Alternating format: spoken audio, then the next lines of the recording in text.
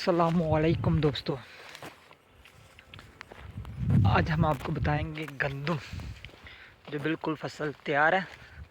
ये आपको जो नज़र आ रही है गंदम, ये जहाँ तक आपकी नज़र जाएगी ये गंदम है, जंगलात की उसका पार भी। तो हम आपको बताएंगे गंदम का ये एक सिट्टी पकड़ेंगे, ये चेक करें, बिल्कुल ही दाने खुश्क हो गए हैं इसके। देखें, अभी 2 से 3 दिन और इंतज़ार कर लीजिए।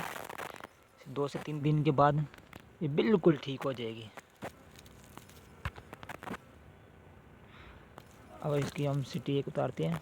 अब वैसे बात तो बुरी है, उतारनी नहीं चाहिए, लेकिन आपको दिखाने के लिए सिर्फ ये उतारी जाएगी।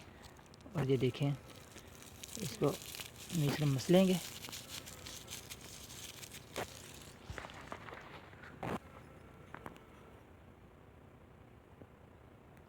ये देखें, ये गंदम के दाने हैं। गंदम बिल्कुल तैयार हो चुकी है। ये तो दाने